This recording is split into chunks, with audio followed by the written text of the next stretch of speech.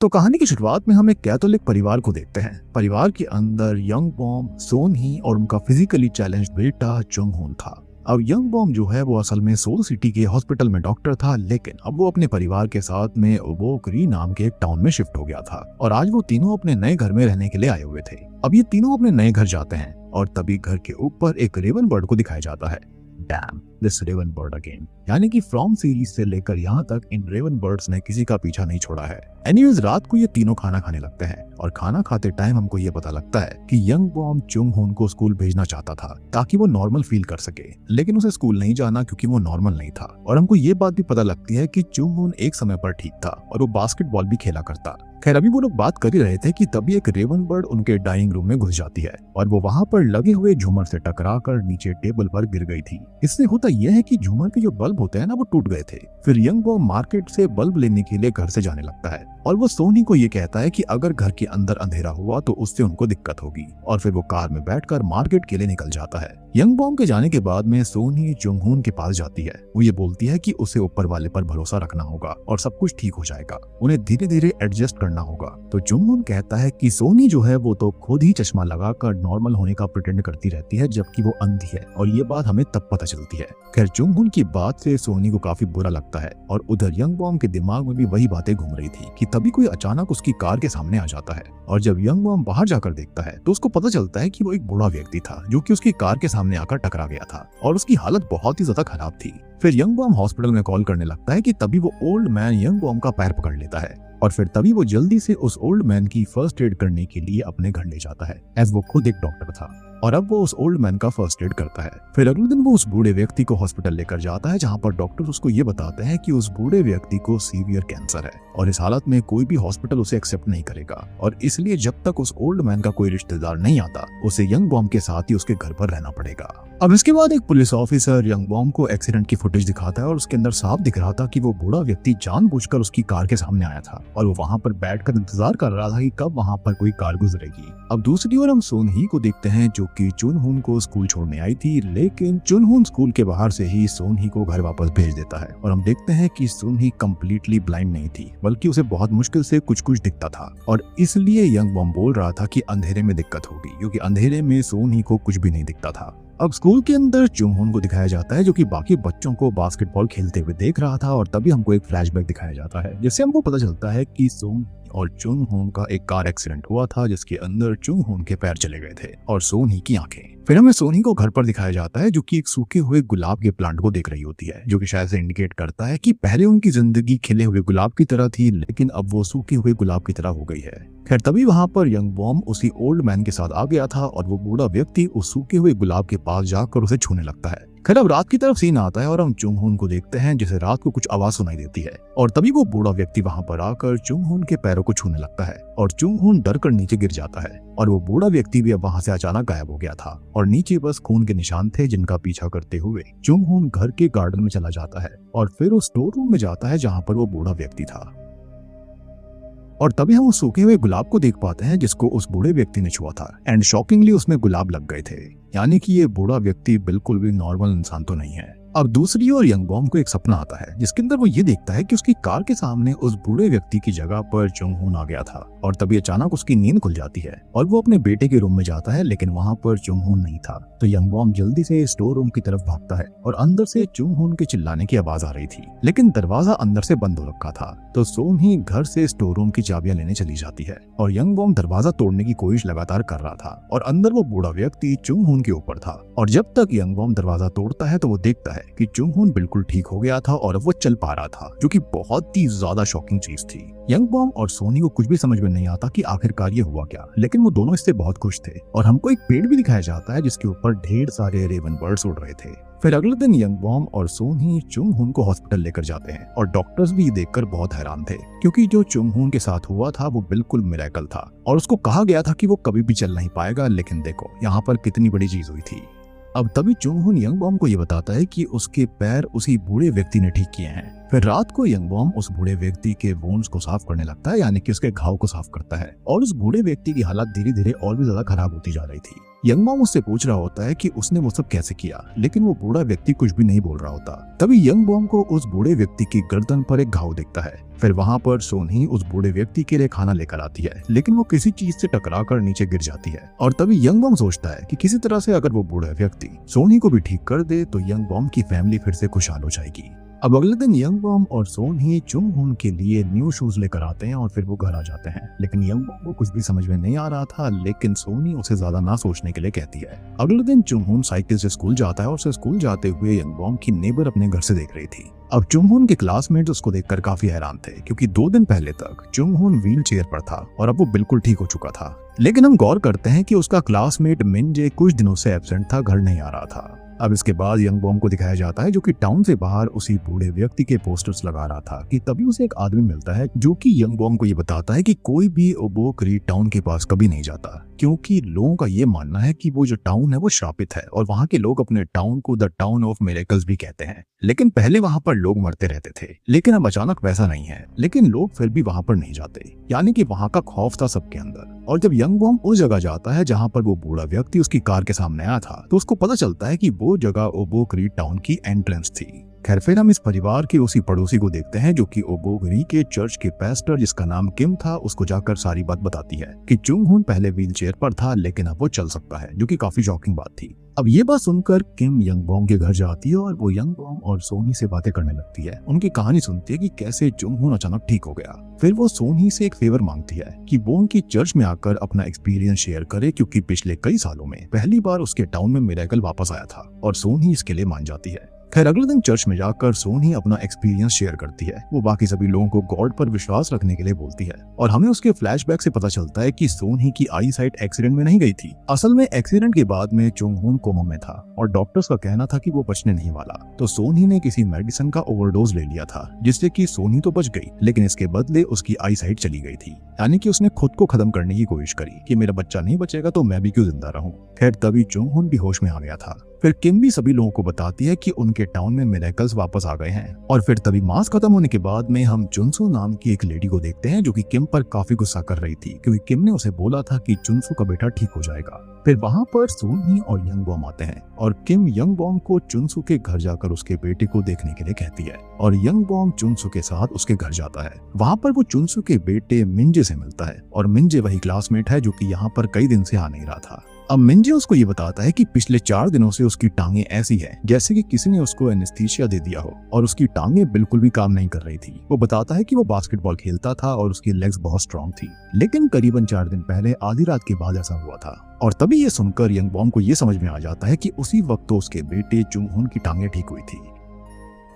या फिर कुछ तो ऐसा हुआ था कि किसी और की टांगों की जान उसके खुद के बेटे में डाल दी गई थी। खैर अब यंग बॉम मिंजे की टांगों को चेक करता है और उसके लेग पर वही सेम घाव होता है जो कि उस बूढ़े व्यक्ति की गर्दन पर था। तो मिंजे बताता है कि वो उसी टाइम उसके लेग पर अपीयर हुआ था, यानी कि 4 दिन पहले आधी रात के बाद में, जब उसकी टांगे नम हो गई थी। अब यंग बॉम को कुछ कुछ चीजें समझ में आ रही थी और वो जल्दी से घर जाता है और अपने बेटे की टांगों को चेक करता है। तो असल में उसकी टांग पर भी सेम ही घाव था। अब ये सब देखने के बाद में फाइनली यंग बॉम को सारी बात समझ आ जाती है कि जिसको वो मिरेकल समझ रहे थे असल में वो एक कर्ज था जो कि मिंजे पर चला गया है, और उस ओल्ड मैन ने मिंजे की टांग छीन ली है और उन्हें चुंग हुन को दे दिया है। और फिर यंग बॉम उस ओल्ड मैन के पास जाता है और वो ओल्ड मैन धीरे धीरे खत्म हो रहा था। यंग बॉम उससे पूछता है कि उसने ऐसा क्यों किया, लेकिन वो बस यंग बॉम की तरफ देखकर एक क्रीपी सी स्माइल देकर अपनी जीभ बाहर निकालता है। फिर इसके बाद यंग बॉम उस घाव के बारे में रिसर्च करने लगता है। उसको पता चलता है कि कुछ डेड बॉडीज पर भी सेम ही वुंड्स मिले थे, यानी कि सेम घाव थे। और हम उस बूढ़े व्यक्ति को भी देखते हैं जिसके नेल्स भी उसकी बॉडी से अलग हो रहे थे।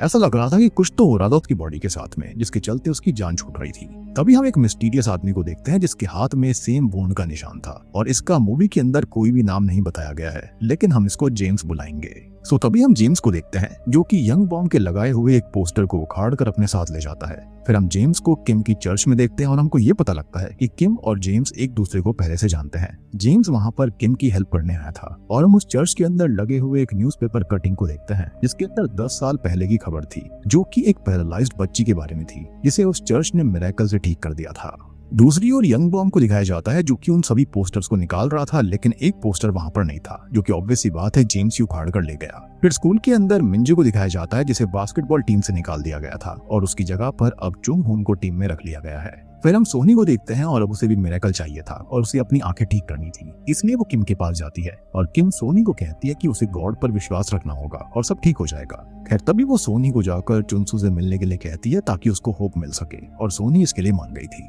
अब यंग बॉम जो होता है वो सारे के सारे पोस्टर्स को जला रहा होता है और तभी उसे चुंगहुन टेक्स्ट करके बताता है कि वो अब से बास्केटबॉल खेलेगा। फिर हम देखते हैं कि जेम्स यंग बॉम के घर के सिक्योरिटी कैमरास और दरवाजा तोड़कर घर के अंदर घुस गया था और उधर सोनी चुनसू और मिंजे के लिए कुछ गिफ्ट लेकर गई थी। अब चुनसू जो होती है वो सोनी को एक ब्रेसलेट देती है जो कि उसने खुद बनाया था और वो सोनी को सारी बात बताती है कि उसका हस्बैंड उसे बहुत मारा पीटा करता था और उसने घर छोड़ने का बहुत सोचा, लेकिन वो मिंजे को अकेला नहीं छोड़कर जा सकती थी, तो वो अपने हस्बैंड को झेलती रही। अब एक दिन उसका हस्बैंड शराब के नशे में फिसलकर नदी में गिर गया था और वहीं पर खत्म हो गया। लोग कहने लगे कि उसने उसे धक्का देकर खत्म कर दिया था, लेकिन उसने उसकी परवाह नहीं करी थी। लेकिन अब वो मिंजे के बारे में भी बातें कर रहे हैं और उससे वो बातें सहन नहीं होती, यानी कि हर कोई उस पर इल्जाम लगा रहा था कि उसके बेटी की हालत उसकी वजह से ऐसी हुई है। मतलब ये कहा जा सकता है कि ये टाउन ही मनहूस था, यहाँ के लोग भी बहुत वियर्ड थे। फिर सोनी जो है वो चुनसू से ये कहती है कि वो उसकी आंखों को छूना चाहती है, जिसके लिए उसने हाँ कर दिया था और वो अपनी आंखें उसको छूने देती है। अब सोनी उसको कहती है कि अब सब कुछ ठीक हो जाएगा और चुनसू सोनी को बताती है कि उस टाउन के लोग मिरेकल के लिए पागल हैं और वो मिरेकल के लिए कुछ भी कर सकते हैं। फिर हम यंग बॉम को देखते हैं जो कि चुंगहुन का ट्रायल मैच देखने आया था और तभी उसके पास एक सिक्योरिटी अलर्ट आता है कि उसके घर का सिक्योरिटी अलार्म ऑन हुआ था।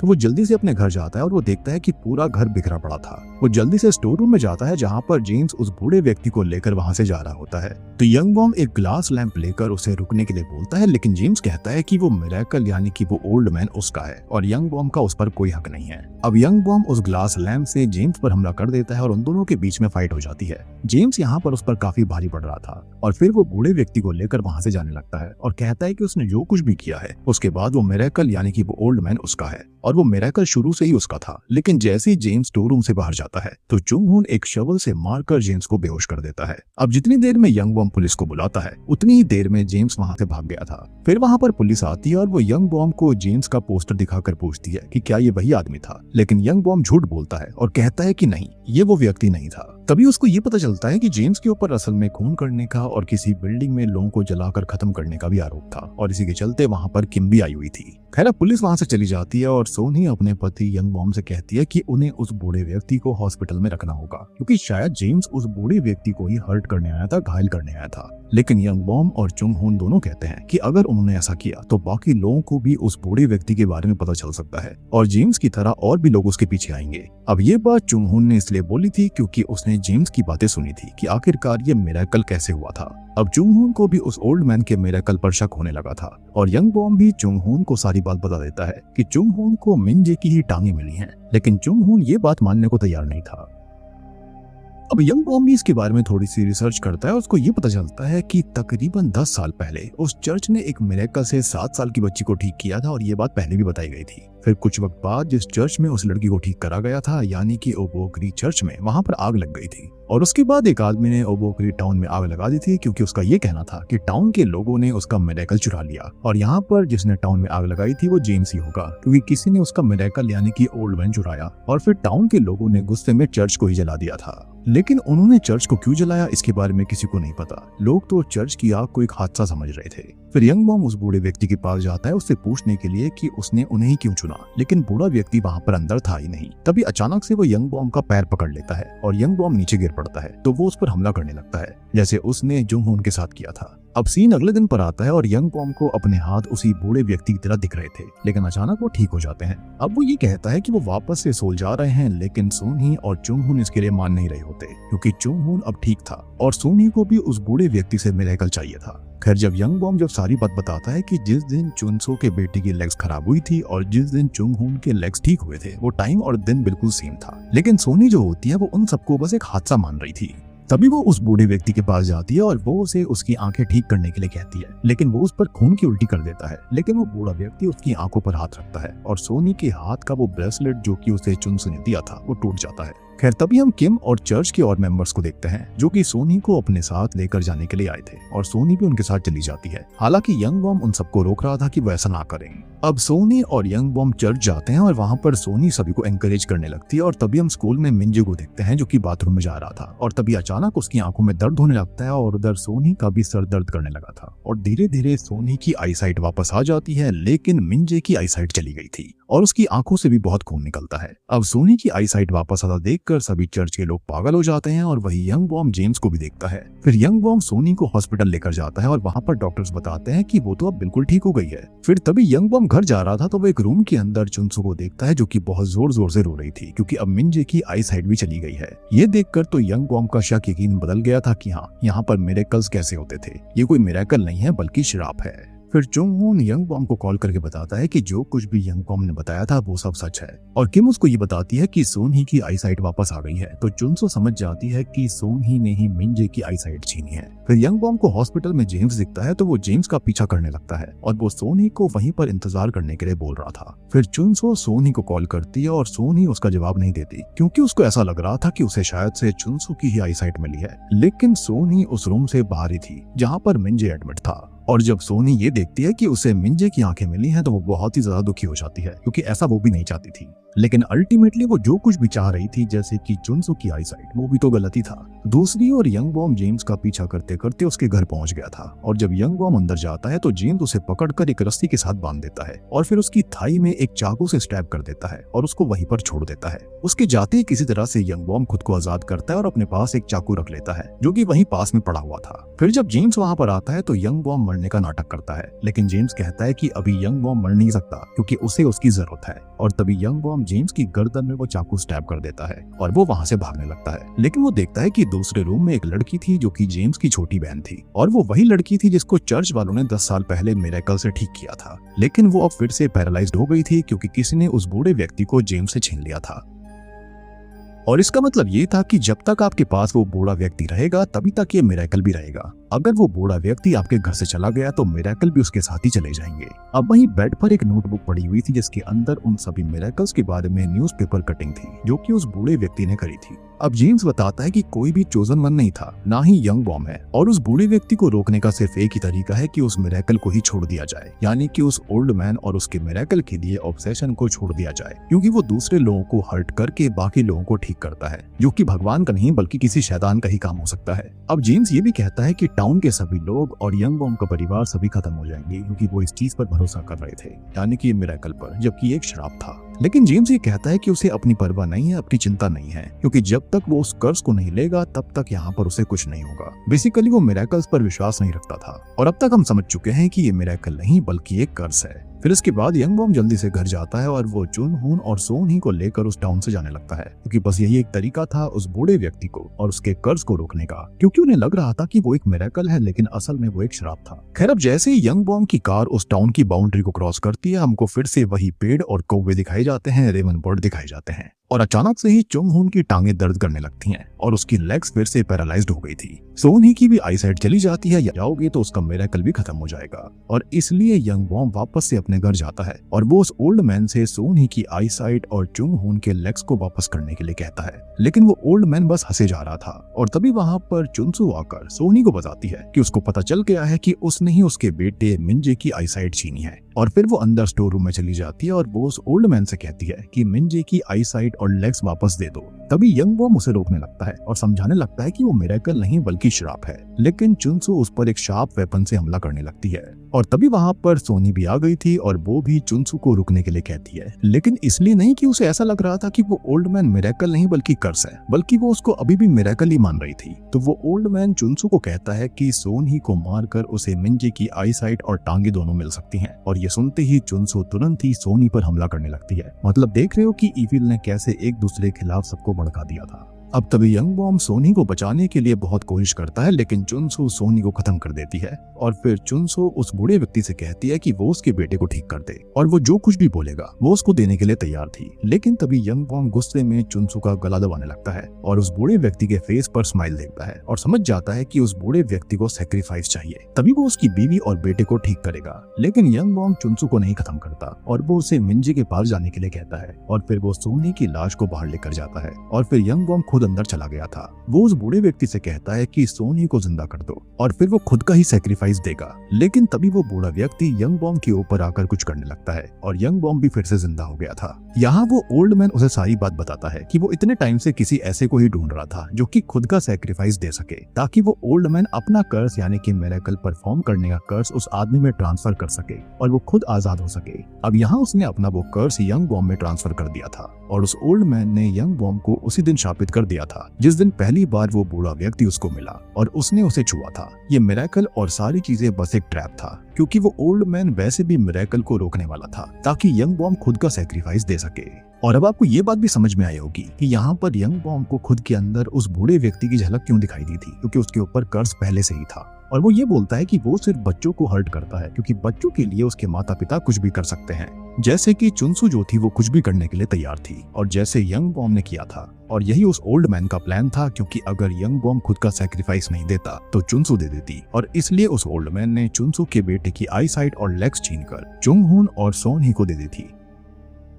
सो बेसिकली जिसे पूरी मूवी के अंदर मिरेकल बताया गया था वो असल में एक फेवर था, एक हेल्प के बदले दूसरी हेल्प। अब उस बूढ़े व्यक्ति ने सोनी को जिंदा कर दिया था और उसके बदले उसने अपना कर्ज उसके पति यंग बॉम को ट्रांसफर कर दिया, यानी कि ए फेवर, और यही इस मूवी का नाम भी है। खैर अब हम यंग बॉम की आंखों का रंग देख पाते हैं जो कि पूरी तरह काली थी, यानी कि अब वो खुद ओल्ड मैन बन चुका है जो कि अपने साथ एक कर्ज लेकर घूमेगा जब तक कि उसे अपने जैसा कोई नहीं मिल जाता जो कि खुद का सैक्रिफाइस देने को तैयार हो। और तब तक यंग बॉम धीरे धीरे बहुत ही बुरी मौत मरता रहेगा, हर रोज कैंसर के साथ, और उसे हर पल बहुत दर्द रहेगा, इतना कि वो खुद के कर्ज को किसी और को देने के लिए बच्चों को हर्ट करेगा, मजबूर करेगा। यानी कि मुझे ऐसा लगता है कि ओल्ड मैन के साथ भी ऐसी ही चीज हुई होगी। लेकिन इसका ओरिजिनेटर कौन था इसके बारे में अभी पता नहीं था। मे बी कोई डीमन है या फिर किसी डीमन ने ऐसा कर्ज दिया होगा। मुझे लगता है कि जो इस चीज का ओरिजिनेटर होगा उसने भी किसी चीज के लिए विश करी होगी, लेकिन डीमन ने उसके साथ ट्रिक खेली होगी और उसके बाद से ये साइकिल चलती आ रही है। खैर अब हम ये देखते हैं कि जैसे ही ये कर्ज ट्रांसफर होता है तो वो ओल्ड मैन धीरे धीरे खत्म होने लगता है, जलने लगता है और राख बनकर उड़ जाता है, यानी कि उसका इंसानी शरीर खत्म हो गया था, कर्ज ट्रांसफर हो चुका था यंग बॉम के अंदर। हम सोनी को देखते हैं जो कि अब जिंदा हो गई थी और मूवी की एंडिंग में हम यंग बॉम को देखते हैं जो कि फाइनली उसी बूढ़े व्यक्ति की तरह दिख रहा था और वो एक कार के सामने आकर टकरा जाता है, यानी कि अब फिर से वही सब होगा जो कि पहले हुआ था। और ये लोग जो आ रहे थे वो पक्का इसी टाउन के अंदर रहने आ रहे होंगे जिनके साथ में कुछ ना कुछ दिक्कत होगी, यानी कि ये कर्ज इसी तरह से काम करता है जैसे कि मूवी की शुरुआत में यंग बॉम के साथ हुआ था। इसी के साथ में द फेवर मूवी यहीं पर खत्म हो जाती है। तो दोस्तों ये थी द फेवर फिल्म की कहानी जो कि एक बढ़िया कोरियन हॉरर मिस्ट्री मूवी है। तो मैं आप सबको मिलता हूँ अगली वीडियो के साथ में।